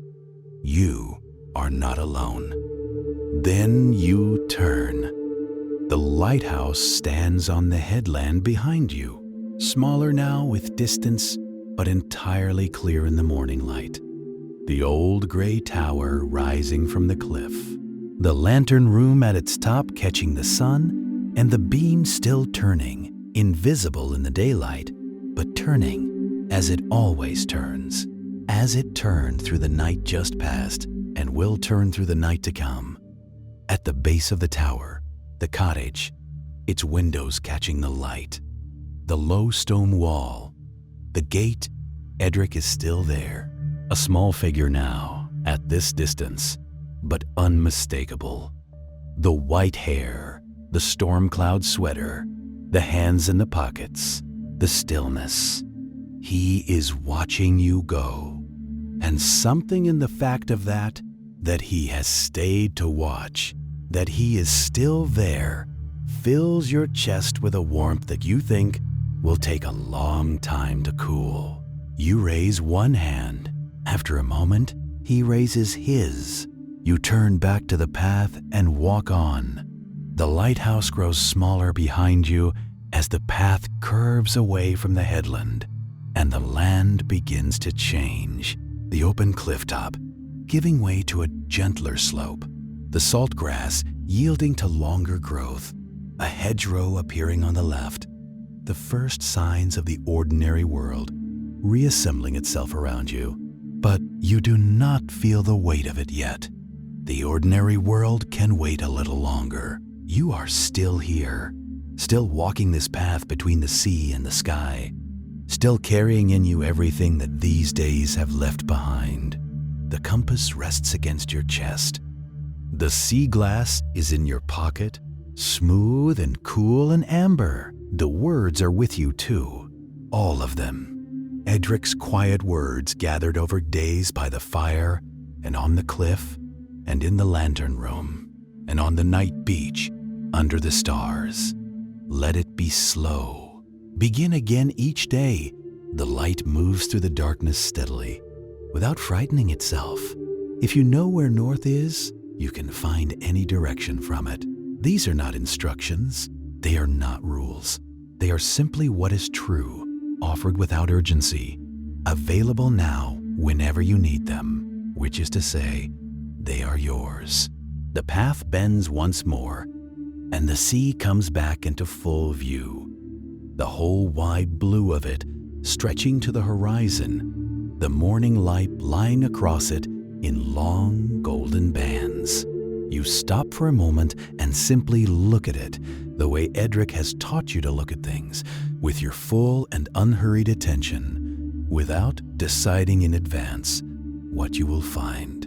What you find is this: the sea is very large and very old and entirely indifferent to your smallness, and in that indifference there is a great and restful freedom. You are not required to be large. You are not required to be anything other than what you are, a person on a path, carrying a compass, walking slowly toward whatever comes next, changed in some quiet and permanent way by a few days at the edge of the world. You breathe in, you breathe out. The foghorn sounds once more, faint now with distance, and then fades. The sea goes on, and now as the path leads you gently forward, as the morning holds you in its golden, unhurried light, as the sound of the waves grows soft as breathing, and softer still, let your shoulders drop. Let your hands rest. Let the compass rest against your chest and feel it there, warm and steady, its needle pointing north through everything, through all the days and all the distances and all the darkness. Always finding the fixed point, always holding true. You are walking toward rest now. The path is smooth, the light is warm, the sea breathes far below, patient and eternal, in and out, the oldest rhythm, the one your own body knows. Let it carry you all the way down into the soft and quiet dark, into sleep, into peace. The end. Thank you for listening. May you always know which way is north, and may the light always be turning for you, somewhere out on the water, guiding you gently home. Hello, midnight companions. Tonight, I'd like to invite you into the quietest corner of the night. Together, we'll wander through a distant Victorian train station, softly lit and gently humming with the last breaths of resting locomotives. In the company of a kind night porter, this peaceful story will help your mind unwind, your body soften, and your thoughts drift toward sleep. Take a slow, easy breath, let your eyes grow heavy, and welcome the night with me. She was the schoolteacher at St. Mary's, had been for 40 years, and she brought to all aspects of her life the same gentle discipline she brought to her classroom. Mr. Halbrook had always admired that about her, the way she moved through the world with purpose but without hurry, accomplishing much through steady application rather than dramatic effort. "I suspect your pupils were not quite so philosophical about the rain this morning," Mr. Halbrook said, moving to help her with her cloak. Mrs. Ashworth laughed softly. The younger ones arrived looking like a collection of drowned mice, all complaining most dramatically. But they settled soon enough once we began the day's lessons. Children are wonderfully resilient creatures, though they do enjoy a bit of theatrical suffering when the opportunity presents itself. She shook out her cloak and hung it on the peg by the door, where it began to drip quietly onto the stone floor. Mr. Halbrook made a mental note to put down a cloth later, though he suspected he would forget, as he always did, and simply wipe up the small puddle before closing for the evening. "I've come for my usual order," Mrs. Ashworth said, turning to survey the shelves with the air of one who has time to spare and intends to enjoy spending it, though I confess I'm in no great hurry. The children have their geography examination this afternoon, and Mr. Palmer is proctoring. I have a blessed hour of freedom before I need to return. "Then you must have tea," Mr. Halbrook said decisively. "The kettle is already hot, and I was just thinking how pleasant a cup would be." It was a small fiction. This, he had not been thinking of tea at all, but it was the sort of fiction that smoothed the social path, that allowed one to offer hospitality without making the other feel they were imposing. Mrs. Ashworth understood this perfectly well, and she smiled in acknowledgement of the gentle dance they were performing. "Tea would be most welcome," she said. "Thank you." Mr. Halbrook retreated to the small back room where he kept his personal things: a tin for tea, a small spirit kettle, 2 cups that had belonged to his mother, their porcelain so fine that light showed through when they were held up to a candle. He prepared the tea with the same careful attention he brought to his candle making, warming the pot, measuring the leaves, waiting for the water to reach the precise moment between boiling and cooling when tea was best made. When he returned to the shop, Mrs. Ashworth had settled herself on the chair he kept near the counter for those customers who wished to sit while they made their selections or discussed their orders. She had removed her gloves and was holding her hands out to the warmth radiating from the candles that burned throughout the shop. "It's always so wonderfully warm in here," she said, as he handed her a cup of tea. "Even on the coldest days, one steps through your door and feels immediately comforted." "Candlelight carries warmth in more ways than one," Mr. Halbrook said, settling himself on his stool. "Though I confess the shop does stay warmer than one might expect. The workshop especially, all that melted wax, all those small flames. It's quite pleasant in winter." They sipped their tea in comfortable silence for a moment, the kind of silence that can exist only between people who have known each other long enough that conversation is a choice rather than an obligation. Through the window, the rain continued its gentle percussion against the glass. The street outside was largely empty, only the occasional hurried figure passing by, head down against the weather. The world seemed to have drawn in upon itself, seeking shelter and warmth, content to wait out the rain in whatever safe harbor it could find. He moved about the shop, straightening books on their shelves, though they scarcely needed straightening. His hands touched familiar spines, his fingers recognizing volumes by their texture: the rough buckram, the smooth calf, the peculiar grain of Morocco. Each book was an old friend, and this evening round was a way of greeting them, acknowledging their presence. The volume he had been repairing, the 16th century work with the torn page, sat in its press on the corner of the workbench. The repair had been successful, The Japanese tissue had merged almost invisibly with the old paper, and when the book was opened, the mend could barely be seen. Tomorrow, he would work on rebinding it, but for tonight, it was enough that the pages were whole. He checked the window shutters, ensuring they were properly secured. Through the glass, before he closed the shutters, he could see the street outside. Dark now, the gas lamps making small pools of light on the pavement. A few people hurried by, collars turned up against the cold. A cat crossed the street with studied nonchalance, pausing to look directly at Mr. Hartwell as if acknowledging his observation, then continuing on its way. He closed the shutters, fitting them carefully into place, and secured them with the iron bar. The shop felt smaller now, more enclosed, but also safer, more intimate. He extinguished the lamps one by one. First the one over the workbench, then the one near the door, then the one by the window. Each time a lamp was darkened, the room grew dimmer until only the faint glow of the banked fire remained, painting the walls with soft, shifting shadows. In this near darkness, Mr. Hartwell stood for a moment in the center of his shop, simply listening to the silence. It was not absolute silence.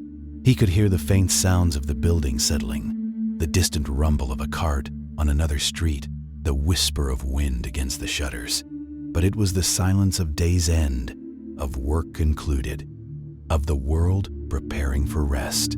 He thought, as he often did during this quiet moment, about his father, who had stood in this same spot countless times, performing this same ritual. The shop held the accumulated presence of all those years, all those days of work and care. It was a good feeling to be part of that continuity, to be carrying forward something that had been built slowly over generations. He checked the door one last time, ensuring it was locked. The key turned firmly in the old mechanism. Then he took a candle from the small table beside the door, for the stairs were dark, and lit it from the last remaining lamp before extinguishing that light as well. With the candle casting its small circle of light before him, Mr. Hartwell climbed the stairs to his rooms above the shop. Each step creaked its familiar note, like an old song he had heard so many times. He could anticipate every phrase. At the top of the stairs, he paused and looked back down at the shop, now almost invisible in the darkness, defined only by the faint red glow of the banked fire visible through the doorway. "Good night," he said softly, though there was no one to hear him, except perhaps the books sleeping on their shelves, the tools resting on the bench, the fire dreaming in its grate. Then he turned and entered his rooms, closing the door gently behind him, leaving the shop to its peaceful darkness, its quiet wait for morning. Part 10. The gentle silence of books. In the deep hours of night, when the city had settled into its quietest time, the bookbinding shop of Mr. Elias Hartwell rested in a stillness so complete it seemed to exist outside the ordinary passage of time. The fire in the grate had burned down to the merest whisper of warmth, the coals barely glowing, shrouded in their blanket of ash. No light came through the shuttered windows. No sound penetrated from the street outside. The darkness was absolute and soft, like velvet, like peace itself made tangible. If one could have been present in that darkness, invisible, unseeing, one might have sensed, rather than observed, the particular quality of the silence that filled the shop. It was not the silence of emptiness, but rather the silence of fullness, of presence without movement. The books upon their shelves stood in their orderly rows, spines facing outward, each containing within itself worlds of thought and story, knowledge and imagination. They did not speak, for they required no voice. They simply were patient and permanent, waiting for hands that would open them, eyes that would receive what they offered. The workbench held its burden of tools with the same patient stillness.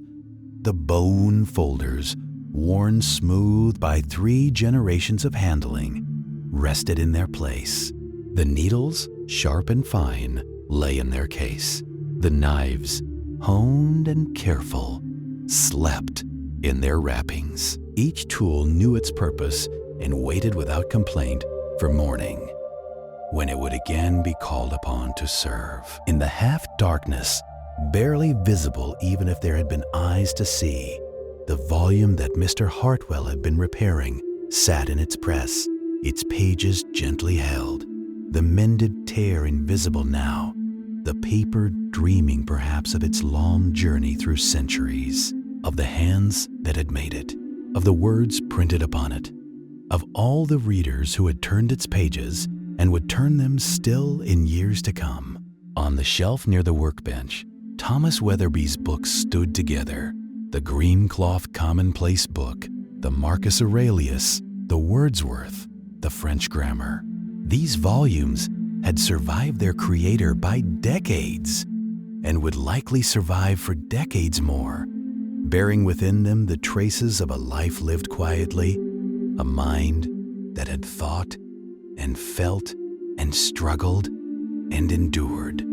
They asked nothing, expected nothing, simply held their memories in silence. The clock on the mantelpiece ticked on, its mechanism patient and regular, measuring time in increments so small they seemed meaningless individually, but which, accumulated, made days and weeks and years and lives.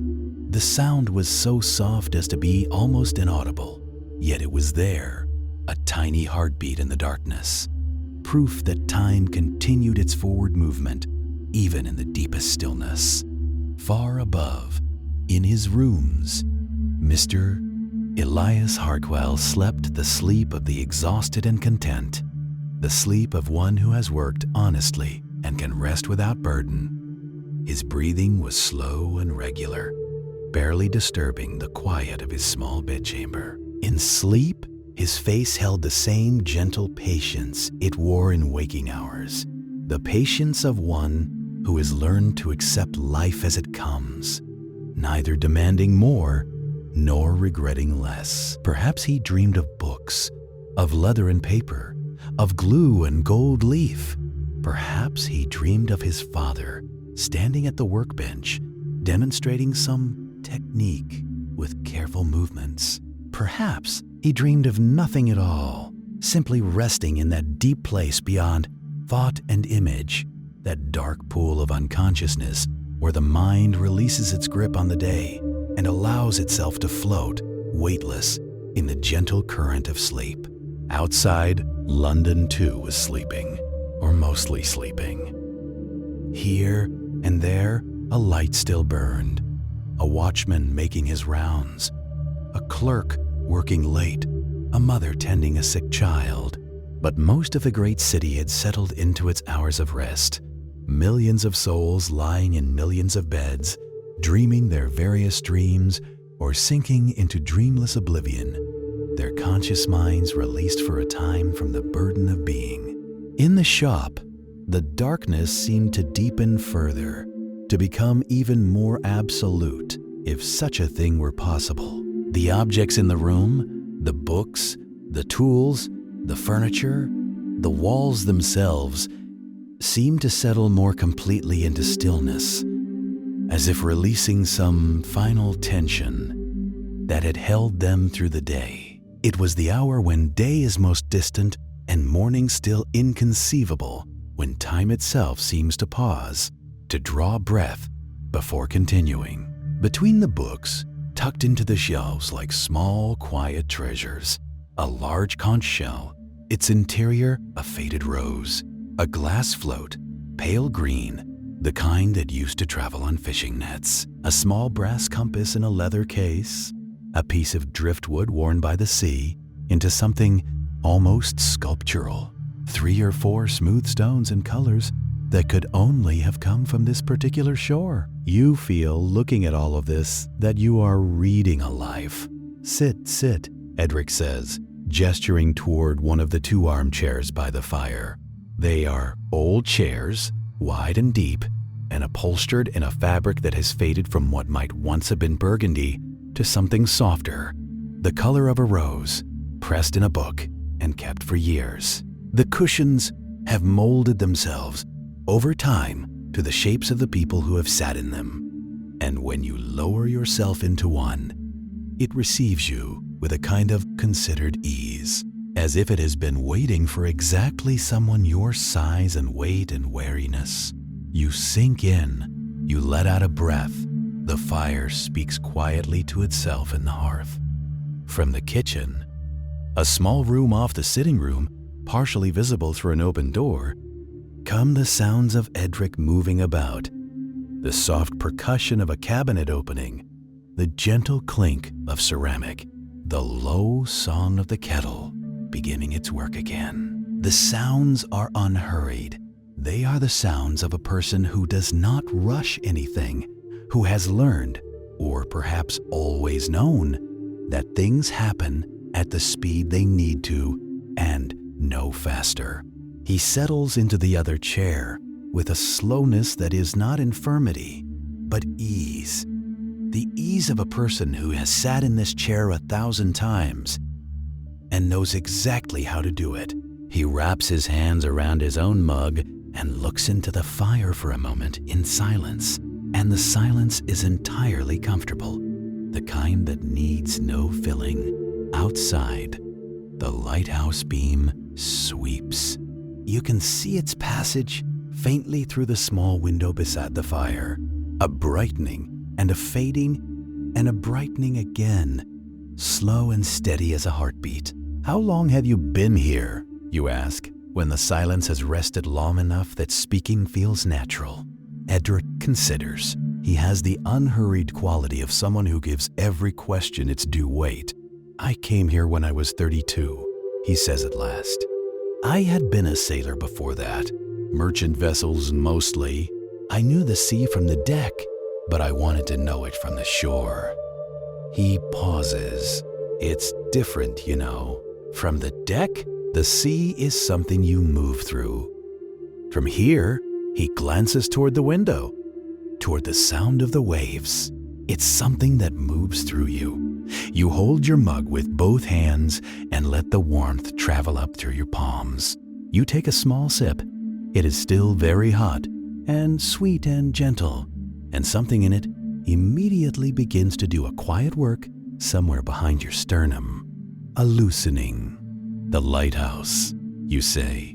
How old is it? Edric smiles at the fire. She was built in 1847, he says, and there is something tender in the way he says it, the way some people speak of very old things they love. The original light was oil. Whale oil at first, then later paraffin. There was a keeper here every night in those days, 2 of them usually, sharing the watches. The light had to be tended through the hours, the oil replenished, the lens cleaned, the mechanism wound. He looks up at the ceiling, in the direction of the tower you know rises just beyond these walls. She's changed with the times, electric now, and mostly automatic. But I still keep the old logs, still maintain the schedules. Some things shouldn't be left entirely to machines, I think. There is a long, easy pause. The fire settles with a soft sound, a log shifting, a constellation of sparks rising briefly and going out. From somewhere outside, you cannot tell exactly where, a gull makes one slow, sleepy cry and then is quiet. The waves continue their work below the cliff. The early keepers, Edric says, with the quiet pleasure of someone turning to a favorite subject, were extraordinary people. Imagine it, months at a stretch in a place like this, just you and the sea and the light, the loneliness of it. But the records they left, the logs, they don't read like loneliness mostly. They read like people who had found something, a kind of clarity maybe, a sense that what they were doing mattered, that the ships moving in the dark out there were safer for their presence. He looks at you. There's a great deal of peace to be found in that, I think, in a purpose that is simple and clear and genuinely good. You find that you agree, though you are not sure you could have said so in those words before tonight. A gas lamp stood at the corner ahead, its pale flame trembling faintly inside its glass cage, casting a circle of honeyed light onto the wet pavement below. You paused beneath it for a moment, tilting your face upward, watching the way the fog caught and diffused the glow, turning it into something softer and wider than the lamp itself. A warmth that had no hard edges, only gradients, dissolving slowly into the cool gray dark. Another lamp burned further along the street, and another beyond that, each one a small, warm island. In the mist and between them, the darkness was not threatening, but simply restful. The kind that asks nothing of you. You exhaled slowly. The air tasted of autumn, of damp leaves and chimney smoke, and something faintly mineral, the cold breathing up from the stone beneath your feet. Your breath rose in a small pale cloud and was absorbed into the fog. The whole city felt, in this moment, like it was breathing along with you. You turned down a narrower street. This one had no lamps for a stretch, only the borrowed glow from the windows above, and the cobblestones here were older, more uneven, the kind that had settled into comfortable irregularity over many generations of frost and thaw. Your footsteps made a soft, rhythmic sound against them, a sound that was easy to follow, easy to let your mind rest inside of, like a clock ticking in a quiet room. Step, step, step. The mist pressed close. The terraces rose on either side, tall and unhurried. A cat watched you from a windowsill, its eyes half closed, entirely unbothered by your passing. You were not lost exactly, but you had perhaps walked further than you had intended, and the street had curved in a way streets sometimes do in old cities, doubling gently back on itself, offering a different version of the same row of buildings, the same lamplight, the same fog. You did not feel anxious about this. There was something pleasant about not being entirely certain where you were. It gave the evening a softness, a suspension, as though you had stepped out of measured time and into something looser and more forgiving. And then you saw it. At first, it was only the light, a warm, deep amber glow spilling beneath a low doorway and out through a window of small, old-fashioned panes, the kind set in lead that caught reflections in a dozen different angles. The light was not like the gas lamps on the main street. It was warmer. It moved.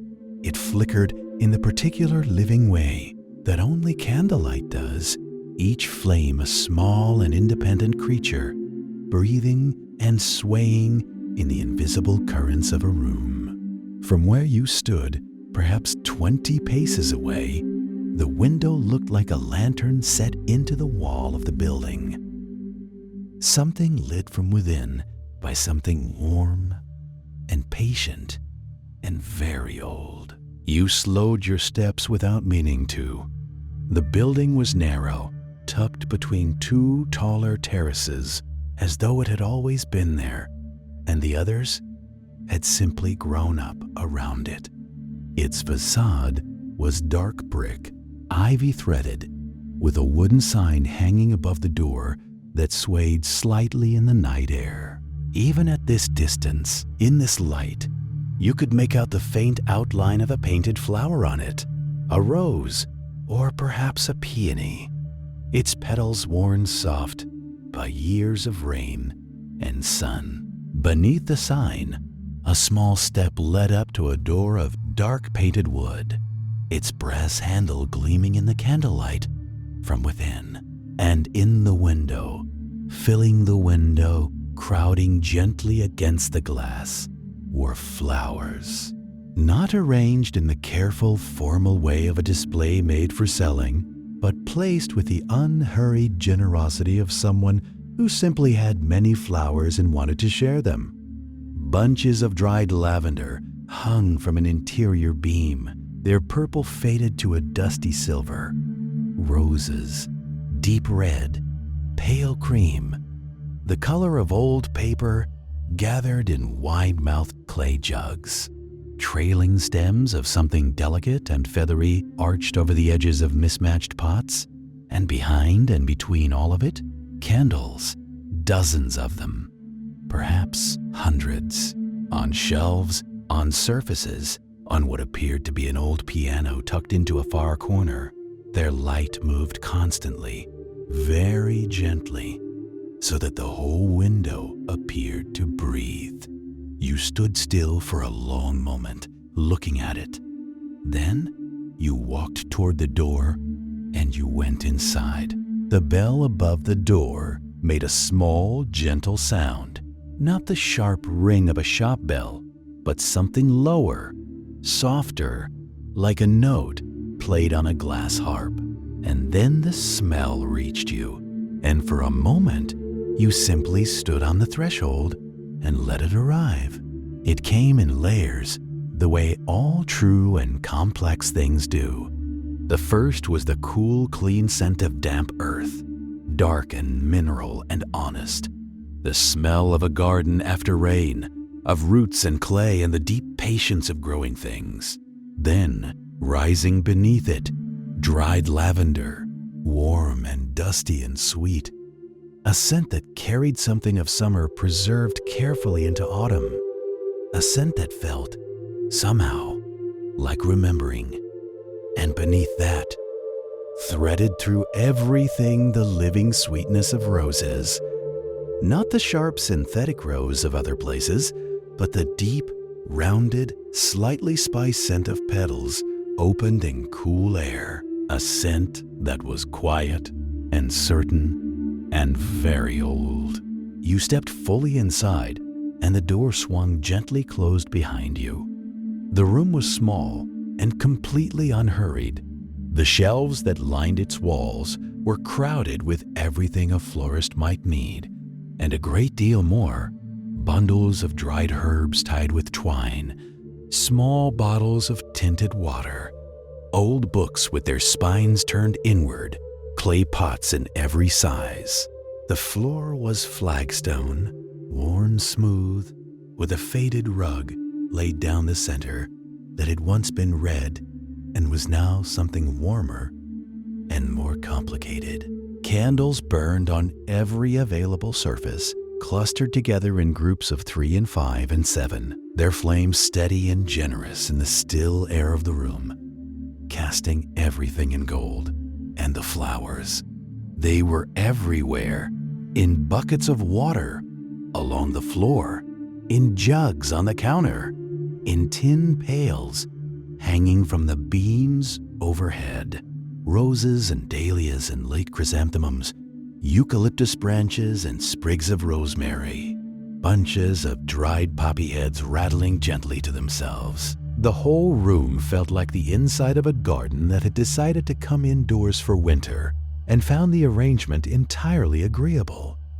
You heard a sound from somewhere deeper in the shop, a soft, rhythmic snipping, the sound of scissors working through stems, and a moment later, a figure appeared through a curtain of hanging dried flowers at the back of the room. The florist was older, with a face that had settled into a kind of gentle steadiness, the way old wood does, not worn down, but worn into something more itself. She wore an apron over dark wool, its pockets sagging pleasantly with the small tools of her trade, and her hands, when she set down her scissors, were the hands of someone who spent a great deal of time among living things, careful and sure and faintly stained with green. Her gray hair was loosely pinned, several strands having made their way free over the course of the evening, and she did not appear troubled by this. She looked at you with the particular unhurried warmth of someone who is never very surprised to see someone arrive. "Come in out of the mist," she said. Her voice was low and even, the kind that made a room feel smaller in the best possible way, more contained, more sheltered. The evenings have been thick with it lately. October always keeps it close. You said something in reply, something simple, an apology perhaps for the lateness of the hour, or a word of wonder at the shop itself, and she shook her head very slightly, as though apologies were entirely unnecessary here. "There's no late here," she said, moving to the counter with the slow certainty of long habit. "The candles don't know the time, neither do the flowers particularly." She glanced at you, a small warmth at the corners of her eyes. "And neither, I think, do you. Tonight, not really."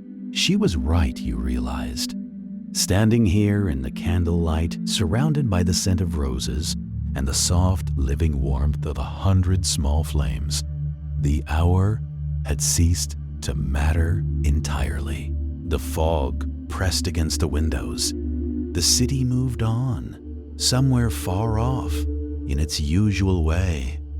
But here, inside this narrow room, with its crowded shelves and patient flowers, time had slowed to something very different, to the pace of a candle burning, or a flower opening, or a long, deep breath taken without hurry. You felt your shoulders drop. The florist tilted her head gently toward an old wooden stool beside the counter. Just tilted it, the smallest gesture. And somehow, this was enough. You sat down, and the evening, like a soft blanket pulled to the chin, settled around you. Let your eyes close now, if they haven't already. The candles are burning steadily. The roses are resting in their water. The mist is outside, and you are inside, and there is nowhere at all you need to go. Rest here for a while. The florist is close by, moving quietly among her flowers. You are perfectly safe. You are perfectly warm. Sleep, when it comes, will come gently. Part 2, the candlelit shop. Breathe in slowly. Hold it for just a moment and let it go. You are still here on the worn wooden stool inside the narrow shop, and the candlelight is still moving. That constant, unhurried movement of flame that asks nothing of you except that you watch it, if you like, or close your eyes if you prefer. Both are equally welcome here. The florist is nearby. The roses are resting. The fog is outside, doing whatever fog does when no one is watching it. There is nowhere else to be. Let the room come into focus around you now.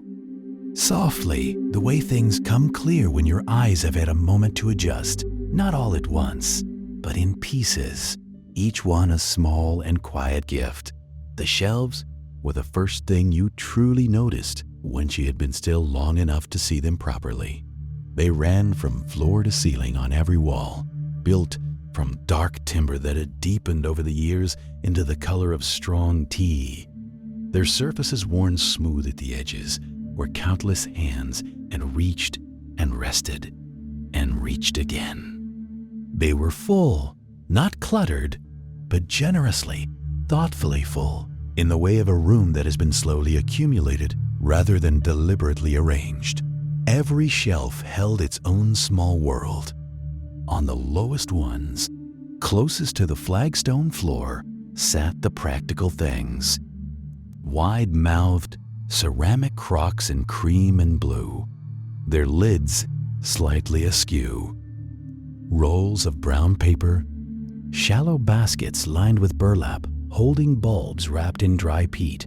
Above these, the shelves grew more varied, glass terrariums of different sizes, their panes fogged softly with the breath of the small, mossy landscapes within. Tiny ferns curling toward the light of the nearest candle. A single sprig of something white and small blooming quietly in the corner of one. Beside them, porcelain vases in shapes that suggested they had each arrived from a different era in a different household. A tall, narrow one painted with blue willow branches, a squat, round one the color of old cream with a crack along its base that had been mended so carefully it was almost invisible. A pair of small ones, identical, each holding a single dried poppy head on a long pale stem. And between all of this, wherever a shelf offered a spare inch of space, there were books. They were old, all of them, leather-bound and cloth-bound, and in some cases, bound in something that had once been leather and had since softened into something more ambiguous. Their spines were lettered in gilt that had mostly faded to a warm ghost of itself. The Language of Flowers, a practical herbal. Observations upon the Garden at Kew, Volume 3, on the classification of the rose family. One thick volume lay open, face down as though someone had set it aside mid-page and fully intended to return. You found yourself wondering what sentence they had left unfinished. You tilted your head back very slowly. The ceiling was low and dark-beamed, and from it hung the herbs. They had been gathered into bundles, some thick as a wrist, some barely a handful, and tied with loops of rough twine, then left to dry in the warmth of the shop over what must have been many seasons. Lavender, in its dozens of shades, from deep violet to faded gray. Rosemary, its stiff gray-green spines pointing downward in neat formations. Chamomile, its tiny dried flowers, pale as old paper. Sage and thyme, and something you didn't immediately recognize. Silver-leafed, delicate, with a scent that drifted down when the candles below it moved. Sweet and faintly resinous, like a forest in late summer. The bundles swayed, almost imperceptibly, in the slow, warm currents rising from the candles, and their shadows swayed with them across the beams above, long and softly edged, as unhurried as everything else in this room. The effect of all of it together, the dark shelves, the glass terrariums holding their small green breaths, the books with their faded gilt, the hanging herbs shifting in the warmth, was of being inside something that had been slowly, lovingly layered, the way a bird layers a nest. Each addition chosen not for grandeur, but for fitness, for warmth, for the particular way it contributed to a whole that was more comfortable than any single part. You felt, with a certainty that required no analysis, that you were safe here. The florist had disappeared through the curtain of hanging dried flowers at the back of the shop, and from behind it came sounds you found yourself following easily, without effort. The soft knock of a kettle being lifted, the quiet percussion of a drawer being opened and closed, the small ceramic tap of cups being set onto a tray. Part 1. Arrival in misty Bloomsbury. Let your body sink a little deeper now. Feel the weight of the day releasing from your shoulders, your jaw, the backs of your hands.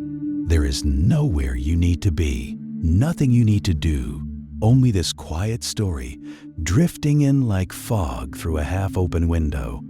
We begin on an autumn evening, long ago, in the gentle heart of London. The cobblestones were slick and dark with the evening's mist, each one worn smooth by a century of slow footsteps.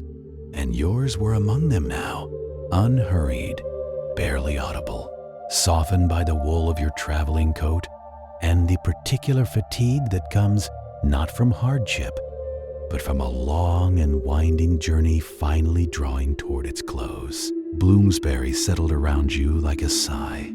The streets here were quieter than the ones you had come from, narrower, older, lined with tall Georgian terraces, whose windows glowed a deep amber behind heavy curtains.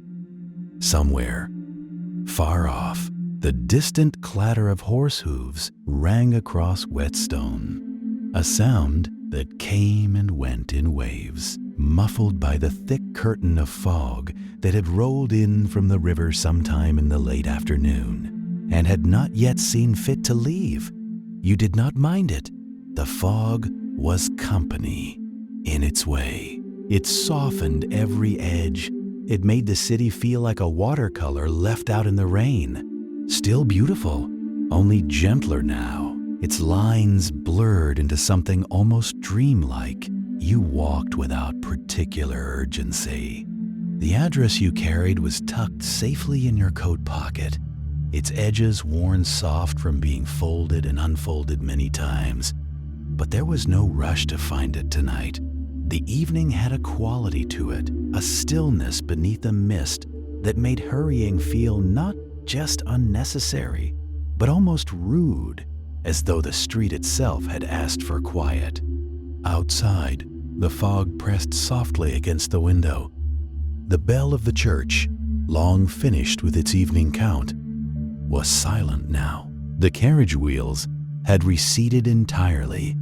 The street beyond the glass was a warm blur of amber and gray, the gas lamps doing their patient work, the cobblestones holding the light in their long, wet curves. Inside, the hiss of the stove, the whisper of thread through cloth, the small particular sounds of a working room at rest, tools laid down for the evening, fabric waiting in its neat bolts, the iron cooling slowly on its stand. You wrapped both hands around your cup. The tea was hot and slightly smoky, a dark, strong blend, the kind that warms from the inside outward, that finds the cold places and attends to them without drama. You drank it slowly and felt the journey of the day begin to lift away from you, layer by layer, the way fog lifts from water when the morning comes. "There is no hurry," said Mr. Whitmore without looking up from his work. "The evening is long, and the stove is well fed, and the street will keep." And you believed him completely. Outside on Velvet Street, the fog moved through the amber light of the lamps in long, unhurried drifts, and the sign above the door swayed its small, patient sway. And the whole quiet district settled into its night as it had settled into 10,000 nights before, knowing exactly what it was and content with the knowing.